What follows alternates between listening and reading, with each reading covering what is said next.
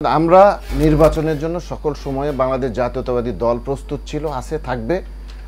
আমরা যেটি চাই যে বাংলাদেশে একটি শান্তি এবং বৈষম্যহীন একটা রাষ্ট্র করার জন্য আমাদের প্রিয় নেতা বিএনপির মাননীয় ভারপ্রাপ্ত চেয়ারম্যান উনি বলেছেন যে প্রতিহিংসা এবং প্রতিশোধের রাজনীতি পরিহার করে একটি সকলের সাথে সকলের মতামতকে গুরুত্ব দিয়ে সকল মত এবং পথের মানুষকে একটা জায়গায় এনে আমরা দেশপ্রেমের উদ্বুদ্ধ হয়ে দেশের মানুষের স্বার্থ, দেশের স্বাধীনতা, সার্বভৌমত্ব, গণতন্ত্র, ভোটের অধিকার, মোটা দাগে এই বিষয়গুলি মাথায় নিয়ে আমরা অব্যাহতভাবে আলোচনার মাধ্যমে একটা জায়গায় এসে আমরা আমাদের এই রাষ্ট্রটাকে পরিচালনা করতে চাই।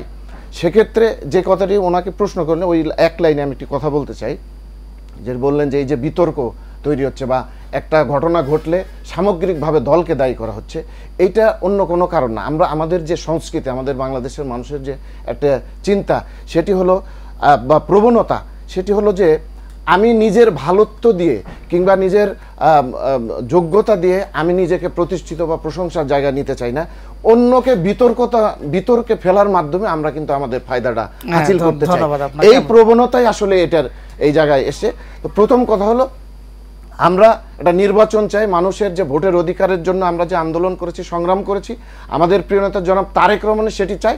আমরা যেন এই উৎসব মুখর একটি অবাধ সুষ্ঠু পরিবেশে ভোট প্রয়োগ করে সাধারণ মানুষ তার মতামত ব্যক্ত করে যে আগামী দিনে কারা রাষ্ট্র পরিচালনা করবে।